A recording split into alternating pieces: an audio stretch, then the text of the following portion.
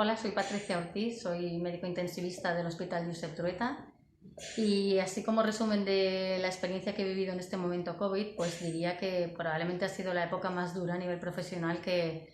he pasado, porque ha significado pues una gran exigencia en cuanto a pues el manejo de una patología que no conocía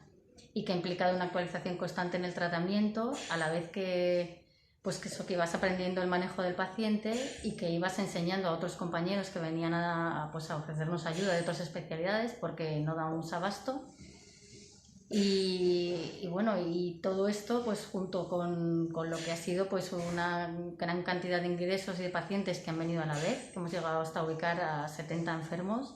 y eso ha significado pues la gestión de todas estas camas y la colaboración conjunta con los hospitales comarcales para ayudarlos pues a llevarlos mientras les ubicábamos, ¿no? Han sido momentos duros en los que muchas veces pues, he vivido la angustia de pensar pues, que a lo mejor las fuerzas no me iban a dar, ¿no? Para poder ir trabajando a este ritmo y sin saber dónde estaba el final. Y también incluso a veces pues, sientes el miedo de pensar que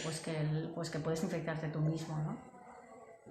La verdad que también ha sido muy motivador el ver que todo el hospital ha trabajado como un gran equipo en el que todo el mundo pues, se ha coordinado muy bien para sacar todo esto adelante, y creo que ha salido más que airoso y sigue siendo así, ¿no? Y bueno, pues como más positivo decir que cada vez que das un alta pues sientes pues que todos los problemas y las dificultades quedan atrás y que has podido ganar la batalla finalmente a todo este problema.